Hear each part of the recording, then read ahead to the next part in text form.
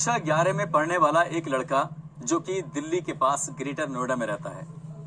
अभी 15 नवंबर 2022 तक उसके पास कमरा था, लेकिन जिस कमरे में वो रहता था, जिस मकान में वो रहता था, वो मकान अचानक से बिक जाता है। उसके साथ ही नए कमरे की तलाश में जुट जाते हैं। वो कई जगह जाकर कमरा लेते हैं, कहते हैं कि हमें किराए पर रहना है, लेकिन कमरे मिल तो जाते हैं रहने के लिए। लेकिन जब भी मकान मालिक उनसे उनका नाम, उनका आधार कार्ड मांगते हैं, तो नाम देखकर, आधार कार्ड देखकर कहीं ना कहीं वो बेचैन हो उठते हैं। उनकी शक्ल में तो कोई दिक्कत नहीं थी, लेकिन नाम देखकर वो लगता है जैसे कि ये कोई और नहीं, श्रद्धा का कातिल आफताब पूने वाला हो। इसी तरह से लगातार 10 दिन से ज्यादा का समय बीत जाता है, लेकिन उस लड़के को कमरा नहीं मिलता। लड़के का नाम उवैस खान है। उवैस खान जैसे इस हिंदुस्तान के अंदर कितने ही लड़के ऐसे हैं जो पढ़ना चाहते हैं, आगे बढ़ना चाहते हैं। एक लड़का कत्ल करता है, श्रद्धा के 35 टुकड़े कर देता है, और ना जाने कितने लड़कों को अपनी ईमानदारी का सबूत जगह जगह देना पड़ता है। कितने ही लोग आज बेवजह पिस रहे हैं, परेशान हो रहे हैं। और इससे भी बड़ी परेशानी तब होती है जब मीडिया के कोई व्यक्ति किसी से सवाल पूछता है और वो अपना असली नाम छुपाकर कुछ और नाम लेता है, तो आग में घी जैसा काम हो जाता है। इससे और भी कहीं ना कहीं जो विश्वास होता है एक दूसरे के प्रति, वो भी टूट जाता है। आज की कहानी उसी लड़के पर है जिसका असली नाम तो कुछ और होता है, लेकिन वो बताता कुछ और है। जिस तरह से लोग आफताब पूने वाला के लिए फांसी की मांग करते हैं, ठीक वैसे ही उस व्यक्ति की मानसिकता, उसकी सोच के खिलाफ एक आवाज बुलंद होती है और पुलिस से कोशिश की जाती है कम से कम समय में इसको ढूंढकर इसको फांसी की सजा से कम नहीं मिलनी चाहिए। लेकिन जैसे ही उसका असली नाम सामने आता है तो लोग एकदम शांत हो जाते हैं, मूक बधिर जैसे हो जाते हैं, कुछ बोलने की स्थिति में नहीं रह पाते। आदाब, नमस्कार, सत श्री अकाल। मैं उस्मान सैफी। आज की जो सच्ची घटना मैं आपको सुनाने जा रहा हूं, ये सच्ची घटना दिल्ली से शुरू होती है और पूरे हिंदुस्तान में जगह जगह फैल जाती है। दरअसल एक लड़की जो कि पालघर महाराष्ट्र की रहने वाली थी, मलाड में रहकर उसने एक मल्टीनेशनल कंपनी के लिए काम किया और वहीं पर उसे एक लड़के आफताब अमीन पूने वाला से दोस्ती हो जाती है। परिवार से बगावत करते हुए वो लड़की एक लड़के के साथ चली जाती है जिसका धर्म, जिसकी जाति उससे बिल्कुल भी मेल नहीं खाते थे। बार बार वो लड़का उसको परेशान करता था, उसको टॉर्चर करता था। उसको बेवजह परेशान करने के बाद भी वो लड़की उसके साथ रहती है, उसके लिव इन रिलेशनशिप में रहती है, और इसके पीछे कोई और वजह नहीं थी, उस लड़के की ही वजह थी। वो गलतियों पर गलती करता था और उसके बाद फिर गिरगिट की तरह रंग बदलकर उस लड़की से बार बार माफी मांग लिया करता था। वो माफी मांगता था, लड़की माफ कर दिया करती थी, उसके घर वालों ने भी माफ कर दिया, लेकिन ना जाने क्यों वो लड़की ऐसे दलदल में धंसती चली जा रही थी। दोनों वहां से यानी कि मलाड मुंबई से रुख करते हैं सीधा दिल्ली की ओर, और दिल्ली के मेहरौली थाना क्षेत्र के छतरपुर में आते हैं। और वहां आने के बाद वो लड़का 10वें दिन उस लड़की के साथ ऐसा करता है जिसकी किसी ने भी कोई कल्पना नहीं की थी। उस लड़की के एक दो नहीं 35 टुकड़े करता है, और 35 टुकड़े करने के बाद जंगल में इधर उधर लाश के टुकड़ों को फेंक देता है। और जैसे ही ये बात मीडिया के माध्यम से सर्व समाज को पता चलती है तो लोगों के रोंगटे खड़े हो जाते हैं। लोग सोचने पर मजबूर हो जाते हैं कि इंसानों के बीच में कुछ ऐसे भेड़िए भी रहते हैं जिन्हें इंसानों को इंसानों से प्यार ही नहीं है, ऐसे जैसे गाजर मूली की तरह काट देते हैं, ठीक वैसे ही। इसके बाद पुलिस इस मामले की जांच पड़ताल में जुट जाती है और लगातार आज 25 नवंबर 2022 को 13वां दिन होता है। दिल्ली पुलिस अलग अलग 4 राज्यों में जाने के बाद सबूत इकट्ठा करने की कोशिश करती है।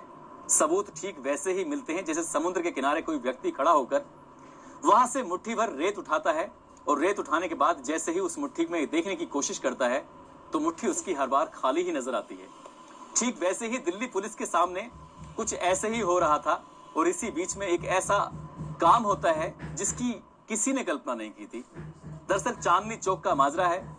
एक लड़का जो दिल्ली में मजदूरी करके अपना जीवन यापन कर रहा था, उस दिन उसको मजदूरी मिलने के बाद वो सीधा चांदनी चौक चला जाता है। सोचता है कि शाम का वक्त है, क्यों ना लाल किला देखा जाए। और लाल किला जैसे देखने के लिए उसने कोशिश की तो सामने कुछ लोगों की भीड़ वहां पर जमा थी। तभी एक महिला पत्रकार ने उस भीड़ में से लोगों से पूछना शुरू किया, आफताब को क्या सजा मिलनी चाहिए, आफताब के खिलाफ क्या होना चाहिए।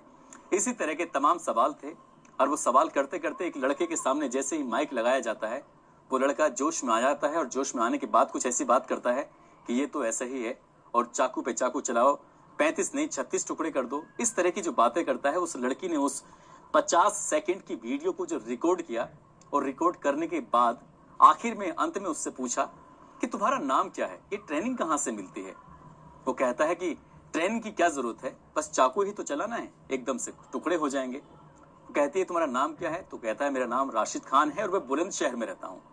बस इतना था कि उतना ही हिस्सा कि तुम्हें ट्रेनिंग कहां से मिलती है, तुम्हारा नाम क्या है और तुम कहां रहते हो, ये हिस्सा जब लगातार सोशल मीडिया पर वायरल होता है, एक तरफ श्रद्धा की खबर जितनी वायरल होती है, एक तरफ आफताब को फांसी दिलाने के लिए पुलिस की जितनी भी कार्य प्रणाली थी वो वायरल होती है, लोगों तक एक एक सूचना पहुंचती है, उससे कहीं ज्यादा इस राशिद खान की न्यूज वायरल हो जाती है। जैसे ही मामला बुलंदशहर तक पहुंचता है, बुलंदशहर के एसएसपी तक पहुंचता है, पत्रकार वही माइक जैसे चांदनी चौक में उस लड़की ने उस लड़के के सामने लगाया था, वैसा ही माइक पत्रकार लगा देते हैं एसएसपी के सामने।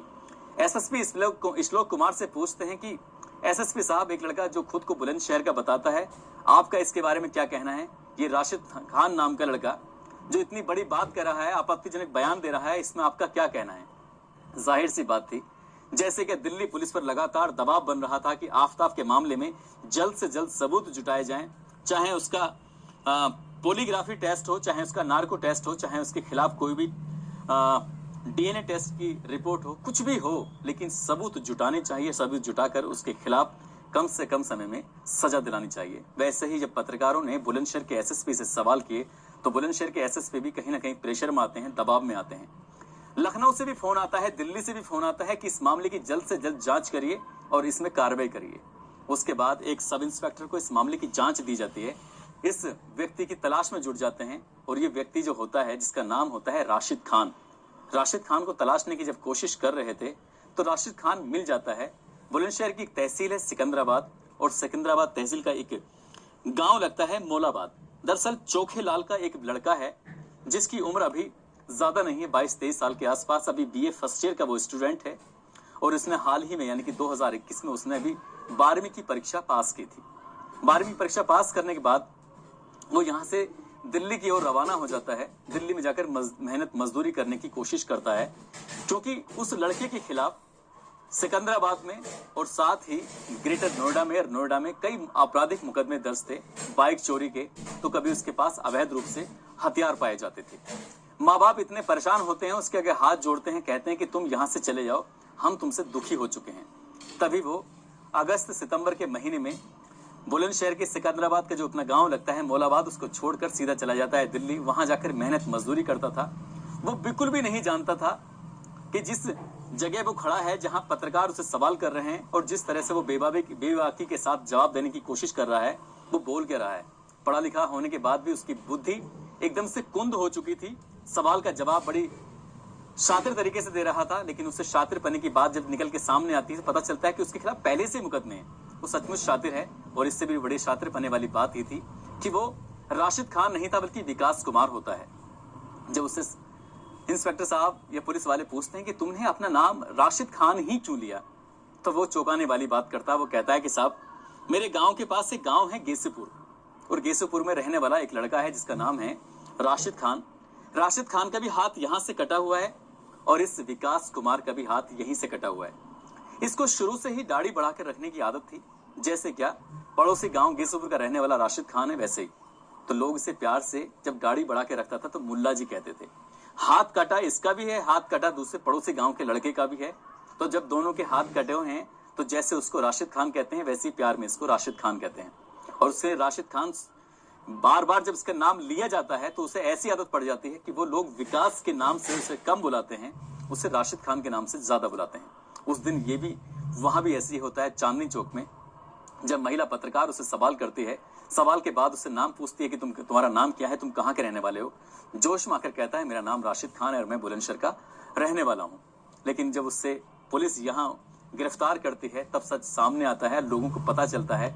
लेकिन एक झूठ बोलने से उसकी मानसिकता तो खैर पता चल जाती है, लेकिन ना जाने कितने ऐसे राशिद खान हैं जिन्हें अपनी ईमानदारी का सबूत देना पड़ता है। जैसे क्या मैंने शुरुआत में कहा था कि उवैस खान पढ़ना चाहता है, एक कमरा लेना चाहता है लेकिन उसे किराए पर कमरा नहीं मिल रहा है। ऐसे न जाने कितने शहर, कितनी जगह हैं जहां लोग आगे बढ़ना चाहते हैं, लेकिन इस तरह से श्रद्धा का कत्ल करके 35 टुकड़े करके आफताब ने न केवल उसका कत्ल किया है बल्कि इंसानियत का कत्ल किया है, बल्कि विश्वास का। किसी यकीन करने वाली बातों पर अब लोगों का जी नहीं चाहेगा और ऐसे ही भविष्य में दिक्कतें और परेशानी बढ़ती रहेंगी। लेकिन जिम्मेदारी यहाँ कहीं ना कहीं मीडिया की बनती है। मीडिया को ऐसे सवाल नहीं करने चाहिए, मीडिया को कम से कम ऐसी चीजें नहीं उखाड़नी चाहिए जिससे क्या लोगों में नफरत की बात, नफरत की भावना एक दूसरे के खिलाफ ज्यादा बढ़े। और यहाँ भी कुछ ऐसे ही हुआ है। मीडिया की जो अपनी जिम्मेदारी थी, मीडिया का जो अपना काम था, उसे ईमानदारी से ना निभाकर बस एक ही काम है, बस ज्यादा से ज्यादा लाइक मिल जाए, ज्यादा से ज्यादा शेयर मिल जाए, ज्यादा से ज्यादा लोग उनकी न्यूज को देखें और ज्यादा से ज्यादा इनकम हो जाए। अपनी इनकम हो तो हो, किसी का घर बर्बाद हो इससे कोई फर्क नहीं पड़ता है। भारत के घरों की नींव भले ही कितनी कमजोर हो, इससे कोई फर्क नहीं पड़ता है। जो मीडिया कर रही है शायद उससे कहीं ना कहीं जो घरों की नींव है वो कमजोर पड़ रही हैं और आपस में एक दूसरे के प्रति जो भारतीय संस्कृति है, जहां पर अलग अलग भाषाएं, अलग अलग बोलियां बोली जाती हैं, अलग अलग धर्मों के लोग रहते हैं, वो कहीं ना कहीं एक दूसरे से बिखर रहे हैं। मीडिया की जिम्मेदारी बनती है सब लोगों को एक साथ जोड़कर चलने की कोशिश करे। लाइक, शेयर और कमेंट के चक्कर में ना पड़कर, ज्यादा पैसे कमाने के चक्कर में ना पड़कर अपना काम ईमानदारी से करें तो वो लड़की शायद जो चीज बार बार उसे कहलवाने की कोशिश कर रही थी वो कहलवा ही नहीं पाती। दोस्तों, इस पूरे घटनाक्रम को सुनाने का उद्देश्य किसी को परेशान करना नहीं है, किसी का दिल दुखाना नहीं है, बल्कि आपको जागरूक करना है, आपको सचेत करना है।